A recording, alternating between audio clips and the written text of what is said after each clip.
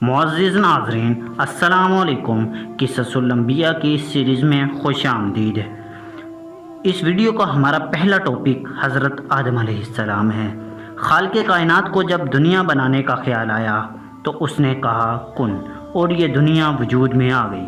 اللہ تعالیٰ نے اس میں پہاڑ، دریا، سمندر، جھیلیں، نیز ہر چیز بنا دی، اور زمین پر انسانوں سے پہلے جنات کو آگ سے پیدا فرمایا، جیسا کہ ارشاد باری تعالیٰ ہے، اور ہم نے جنات کو آگ کی لو سے بنایا۔ ابلیس بھی جنات ہی میں سے تھا۔ قرآن حکیم میں ارشاد باری تعالیٰ ہے، اور تھا ابلیس جنات میں سے، پس نافرمانی کی اس نے اپنے رب کی۔ اب اللہ تعالیٰ نے دنیا کو آباد کرنے کا ارادہ فرمایا۔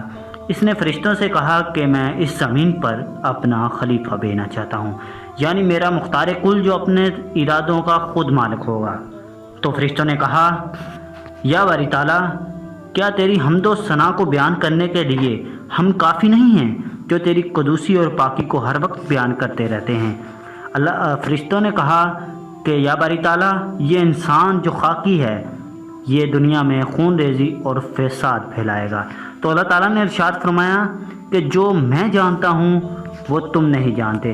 اللہ تعالیٰ نے فرشتوں کو خبردار کیا کہ جلد بازی سے رائے قائم نہ کرو، اور ذہن میں رکھو کہ میں خالق ہوں۔ مخلوق کو خالق کے معاملات میں جلد بازی سے ہرگز کام نہیں لینا چاہیے۔ اللہ تعالیٰ نے فرشتوں سے کہا کہ میں اپنی زمین پر ایک خلیفہ بنانے والا ہوں۔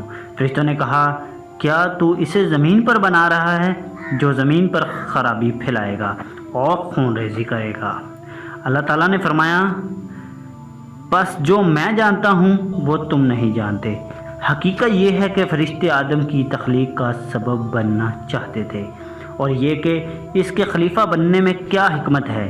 ان کی خواہش تھی کہ اس حکمت کا راز ان پر بھی کھل جائے، اس لیے ان کے طرز ادا اور تعبیر مقدس میں کوتاہی پر تنبیہ کے بعد اللہ تعالیٰ نے یہ پسند فرمایا کہ ان کے اس سوال کا جواب، جو بظاہر حضرت آدم علیہ السلام کی تحقیر پر مبنی ہے، عمل و فعل کے ذریعے اس طرح دیا جائے کہ ان کو خود بخود آدم علیہ السلام کی برتری اور حکمت الہی کی شان اور عفت کا نہ صرف اعتراف کرنا پڑے بلکہ اپنی کم مائگی اور عجز کا احساس ہو جائے۔ لہٰذا حضرت آدم علیہ السلام کو اس عظیم المرتب صفت علم سے سرفراز فرمایا اور ان کو اشیاء عطا فرمایا۔ اور جب آدم علیہ السلام کو علم حاصل ہو چکا تھا تو پھر اسے مکمل کرنے کے بعد فرشتوں کے سامنے پیش کر کے فرمایا، تم ان اشیاء کے متعلق کیا علم رکھتے ہو؟ وہ لا علم تھے، کیا جواب دیتے؟ مگر چونکہ پروردگار بہت قریب تھے، سمجھ گئے کہ ہمارا امتحان مقصود نہیں ہے، خلافت الہیہ کا مدار کثرت تسبیح و تحلیل اور تقدیس و تمجید پر نہیں بلکہ صفت علم پر ہے۔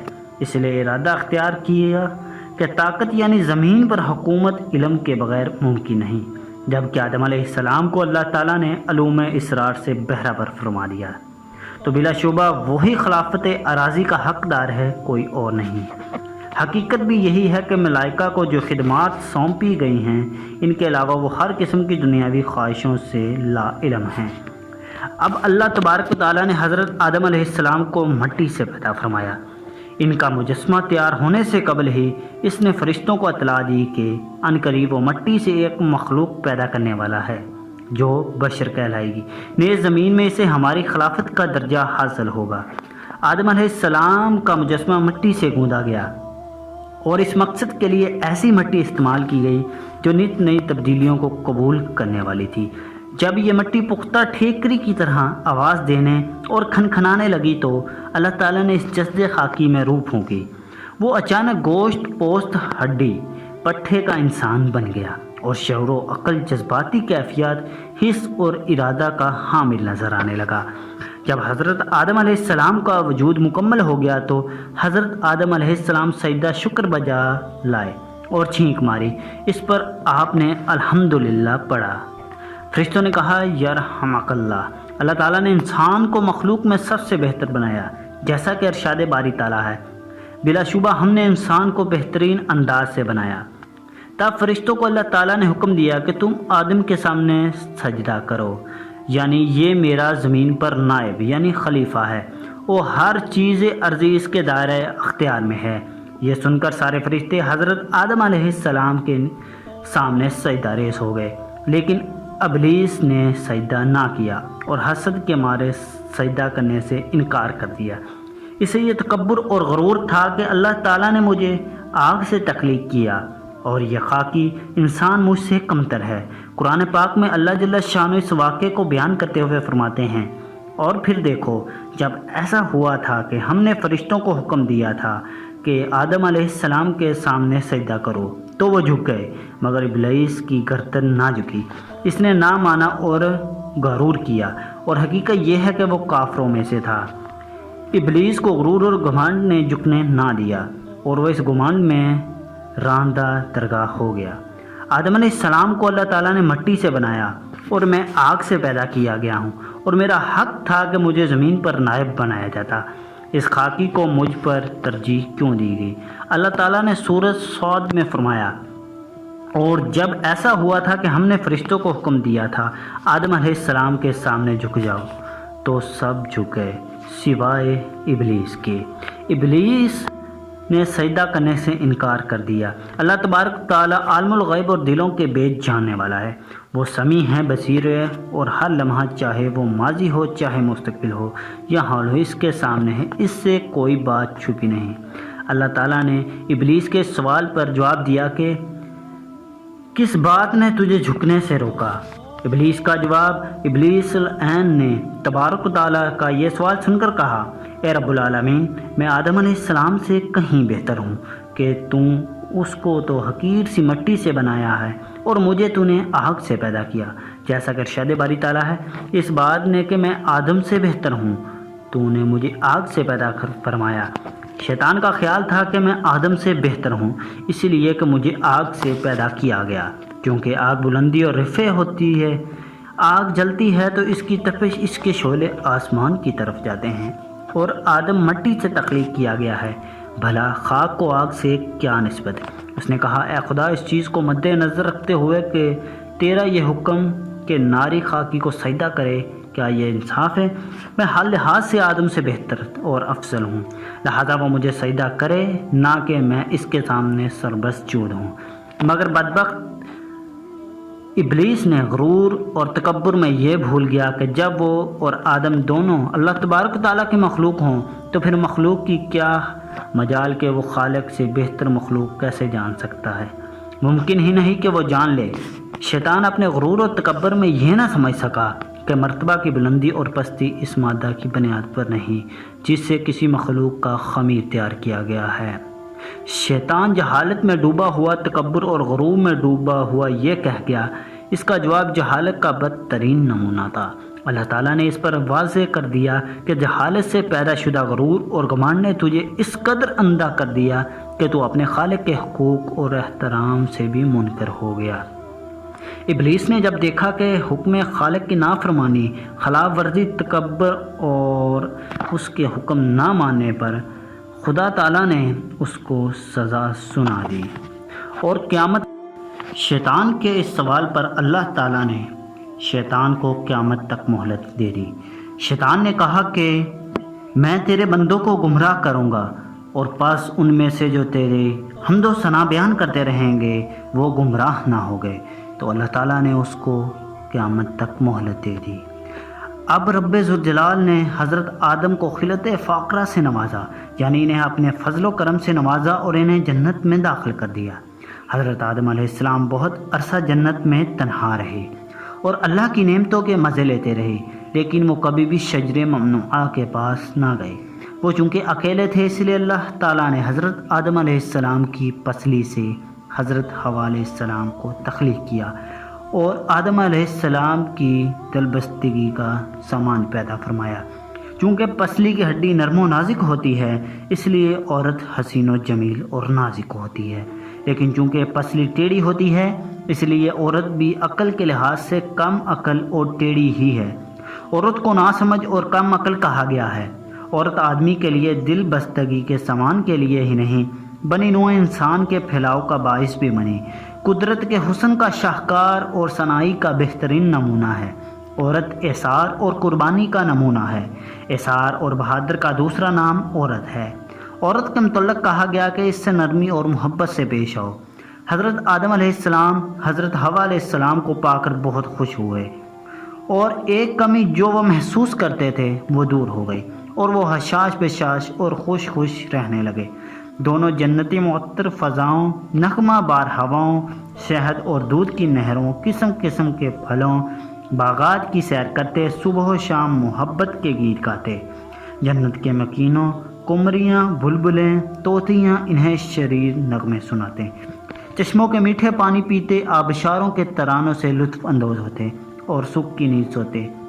اللہ تعالیٰ نے حضرت حوا اور حضرت آدم علیہ السلام کو سمجھا دیا تھا کہ تم لوگ جنت کی ہر چیز یعنی شجر، پھل، میوے، نہریں، شہد، دودھ، ہر چیز کے مزے اٹھاؤ، لیکن خبردار ایک درخت کے قریب ہرگز نہ جانا اور نہ ہی اس کا پھل کھانا۔ اگر تم نے اس کا پھل کھا لیا تو تمہیں ناقابل تلافی نقصان پہنچے گا۔ ابلیس ہر وقت آدم علیہ السلام کو نقصان پہنچانے کی فکر میں رہتا۔ وہ کسی موقع کی تلاش میں رہتا کہ اپنی توہین اور ذلت کا بدلہ حضرت آدم علیہ السلام سے لے۔ وہ ہر وقت اس طاق میں رہتا کہ اسے اپنی توہین اور بے عزتی کا انتقام لینا ہے۔ ہر وقت حسد کی آگ میں جلتا بھنتا رہتا اور یہ سوچتا رہتا کہ آدم سے بدلہ کیسے لینا ہے۔ وہ یہ چاہتا تھا کہ حضرت آدم علیہ السلام بھی کسی نہ کسی طور پر اللہ تعالیٰ کی نافرمانی کرے اور پھر وہ رب العالمین کو بتا سکے کہ دیکھے اللہ، تیری اشرف المخلوقات جس پر تجھے بہت فخر تھا کیا کر رہی ہے۔ لیکن وہ یہ نہیں جانتا تھا کہ مشیت ایز بھی دی کوئی چیز ہے، اور چونکہ شیطان بنی آدم کا ازلی دشمن ہے، اس نے اپنی حتی المکان کوششیں جاری رکھی۔ حضرت حوا علیہ السلام اور حضرت آدم علیہ السلام جو جنت میں زندگی گزار رہے تھے، فضل ربی ان کے شامل حال تھا اور وہ جنت میں ہر چیز سے مستفید ہو رہے تھے اور ان کی زندگی میں سکون ہی سکون تھا۔ لیکن شیطان دوسری طرف اپنی تگو پو میں لگا ہوا تھا کہ وہ کسی نہ کسی طرح حضرت آدم علیہ السلام سے اپنی بے عزتی کا بدلہ لے۔ آخر وہ کسی نہ کسی طریقہ سے جنت میں داخل ہو گیا اور حضرت حوا علیہ السلام سے ایک بزرگ کے روپ میں ملا۔ اس نے حضرت حوا علیہ السلام کو قسمیں کھا کھا کر باور کرایا کہ وہ ان کا خیر خواہ ہے اور دشمن نہیں ہے۔ دل بہلانے والی ایسے باتیں کی کہ حضرت حوا اس کی باتوں میں آ گئیں اور پھر شیطان نے شجر ممنوعہ کی خوبیاں بیان کرنا شروع کر دی اور یہاں تک کہ کہا کہ اس شجر کا پھل کھانا جنت میں سرمدی، آرام، سکونت اور قرب الہی کا ضامن ہے۔ اس نے درخت کا پھل کھانے کے لیے اس کی چکنی چپڑی باتوں سے ہوا کو مجبور کیا اور وہ شجر ممنوعہ کا پھل خود بھی کھائیں اور حضرت آدم علیہ السلام کو بھی کھلائیں۔ جب حضرت آدم علیہ السلام حضرت حوا علیہ السلام کے پاس تشریف لائے تو حوا علیہ السلام نے شجر ممنوعہ کے خاص بیان کرنا شروع کر دیے اور اس حد تک مجبور کیا کہ حضرت آدم علیہ السلام بی بی حوا کی محبت اور دلیری میں پھر بشری خاص کی وجہ سے پہلے مظہر بھول جانا کے تحت بھول بیٹھے اور انہوں نے اللہ تعالیٰ کا حکم پسے پش ڈالا اور سمجھ بیٹھے کہ درخت ممنوعہ جنت کے دائمی قائم اور حریت الہی کا مظہر ہے۔ انہوں نے شجر ممنوعہ کا پھل کھا لیا۔ پھل کا کھانا تھا کہ حضرت آدم علیہ السلام اور حوا کے بشری لوازم بھی ابھرنے لگے اور ان کو اس بات کا احساس ہوا کہ وہ تو لباس سے محروم ہو گئے ہیں۔ اب ان دونوں کو اپنی غلطی اور بھول کا احساس ہوا اور وہ جلد از جلد اپنے سطر ڈھانپنے لگے۔ گویا انسان کی ایک فطری چیز سامنے آ گئی کہ وہ ننگا نہیں رہنا چاہتا۔ انہوں نے سطر ڈھانپنے کے لیے انہوں نے درخت کے چوڑے چوڑے پتوں کا لباس بنایا اور جسموں کو چھپا لیا اور اللہ سے توبہ استغفار کرنے میں مصروف ہو گئے۔ ادھر وہ اپنے سطر چھپا رہے تھے اور توبہ استغفار کر رہے تھے کہ اللہ تعالیٰ کا عتاب آدم اور حوا پر نازل ہوا۔ آدم علیہ السلام سے اللہ تعالیٰ نے پوچھا کہ جب میں نے تمہیں پھل کھانے سے منع کیا تھا تو وہ تم نے پھل کیوں کھایا، اور یہ بھی بتایا تھا کہ شیطان تمہارا کھلا دشمن ہے۔ حضرت آدم علیہ السلام چونکہ اللہ تعالیٰ کے فرما بردار بندے تھے اور انہوں نے شیطان کی طرح بحث و تکرار نہیں کی اور اللہ تعالیٰ سے معافی مانگ لی۔ اللہ تعالیٰ نے حضرت آدم علیہ السلام سے کہا کہ تمہیں زمین پر بھیج دیا کیا ہے، تم زمین پر کھاؤ پیو پھلو اور پھولو اور بنی نوع انسان کو بڑھاؤ اور بنی نوع انسان کو نیکی کی طرف راغب کرو، اور تمہارا کھلا دشمن جو ابلیس ہے وہ بھی قیامت تک تمہارے ساتھ ہوگا۔ اس طرح حضرت آدم علیہ السلام اور حضرت حوا علیہ السلام دونوں زمین پر آ گئے۔ اگلا ہمارا واقعہ حابیل اور قابیل کا ہے، جو کہ ہماری اسی سیریز کے نیکسٹ ویڈیو میں آپ کو سنایا جائے گا۔ تو دوستو، ہماری اس سیریز کو مکمل سننے کے لیے ہمارے چینل کو سبسکرائب کیجئے تاکہ آپ کو ہماری اس سیریز کی آنے والی ہر ویڈیو جلد سے جلد پہنچ سکے، اور اس ویڈیو کو لائک بھی لازمی کیجئے۔ تو دوستو، ملتے ہیں اپنے نیکسٹ ٹاپک کے ساتھ، جس میں آپ کو حابیل اور قابیل کا مکمل قصہ سنایا جائے گا۔ تو دوستو، دعاؤں میں یاد رکھیے گا۔ تب تک کے لیے خدا حافظ۔